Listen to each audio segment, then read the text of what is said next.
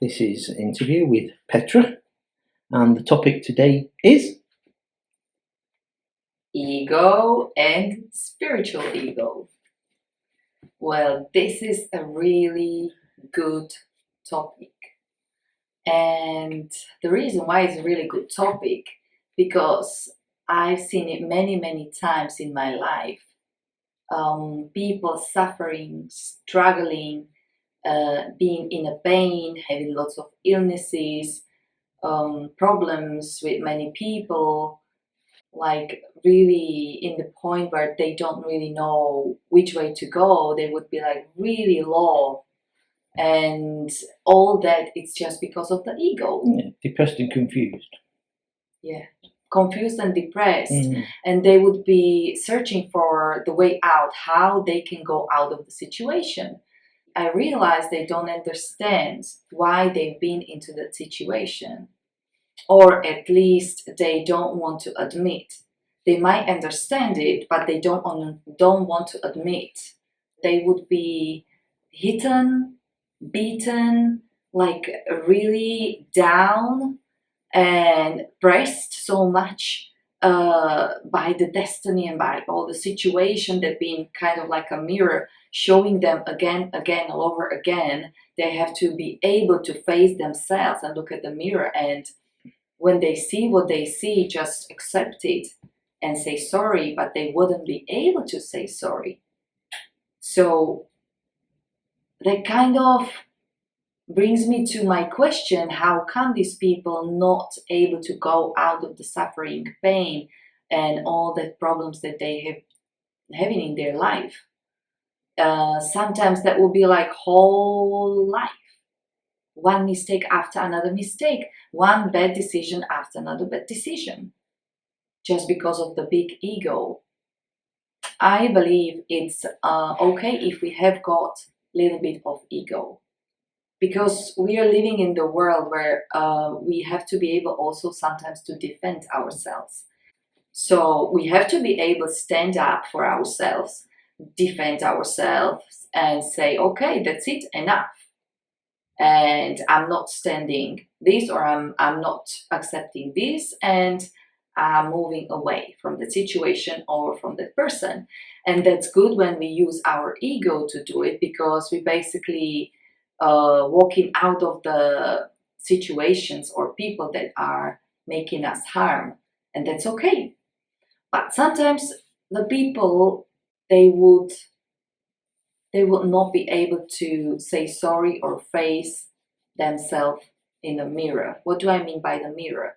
Mirror is like the situations and the people going in their life to showing them back what they're supposed to be changing in their life, so they can improve, they can go on a good track, and they can live peacefully, in harmony, in love, and in happiness with all the surrounding and with themselves inside as well. But because of the big ego, they were not able to do it. And that's why these people are suffering so much. Even though they spent many years going that way, and they may be thinking it's too late now, going on a good track. But never is too late. Even though you spent many years lying to yourself, not being able to face yourself in the mirror and accept yourself and evolve, so you're not gonna do the same mistake again and be able to say sorry, that's much easier and much better. That makes you go on the good track. Never is too late. It's always better to face the truth. It's always better to face the things, even though it's not like very nice or comfortable to do, but never is too late, and it will save you lots of another harms. Even though these people sometimes, when they just repetitively do the same pattern all over again, so they will be having conflicts with everybody, they still cannot see it. They would be having illnesses, they still cannot see it. they would be being attacked by the dark entities because of all that what they're producing, like the vibrations, the thoughts, and the anger, and the inner conflict. They would be invaded by the dark entities, and they still don't get it. So what can these people do then to sort that out? I think must be coming a turning point into their life. I feel kind of like when the alcoholic or drug addicts stop drinking or stop taking drugs, when there is a turning point where it may be going really solo, that you kind of like realize, wow, how come I got to this point? I want to go out of there. And when you see yourself, oh, I want to go out of there, you search for the ways, for the tools. And then you realize, okay, I made a mistake here, I made a mistake there. And when you realize it, then you say sorry. Sorry to other people that you are making a harm by your big ego. Sorry to yourself that you're making a harm by your big ego as well. And being driven to all these situations, suffering and pain, which is not necessary at all. So about the spiritual ego,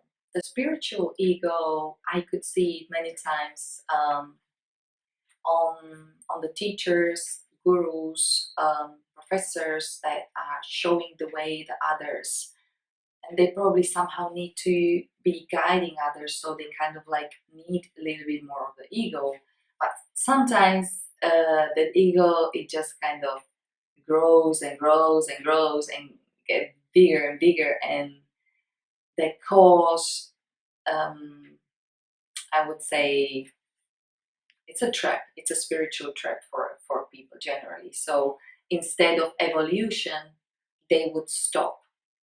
They wouldn't evolve and go furthermore just because of the spiritual ego. The typical signs are that these gurus or teachers, they wouldn't accept conversation or dialogue in between many different types of opinions in the same field. They would only say that only their tool is the best, only their method is the one that works. And they would underestimate everybody, and they would see themselves something more than the rest of their teachers, let's say, for example, or people, just people.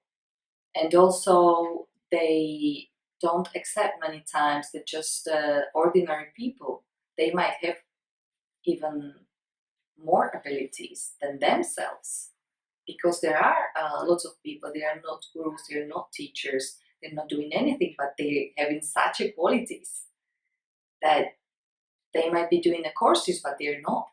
They're helping without financial gain, they're helping without courses, making the courses, they're helping without tagging themselves gurus and masters. And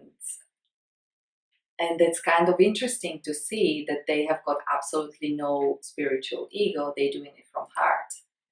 And because this is also getting in a business kind of point, because these people earning money, they might be losing clients. So it's kind of very connected as well with it. But also people that are just teaching and not earning so much money, they also have got a big ego many times, because they just don't accept any other person as valuable or talented, or they don't stand the competition, and they don't stand any other opinion that wouldn't be the same like they have. So that's why we call it the spiritual ego. And what is causing, it's being stuck. Instead of evolving, they're getting stuck. So I would recommend them that they are able to change their perspective on it, they lower down on the earth, on the ground, and they're able to face what's all around them. It's not everything about me, or my tool, my teaching, or it's not everything about money, it's my business. There are more important things as well.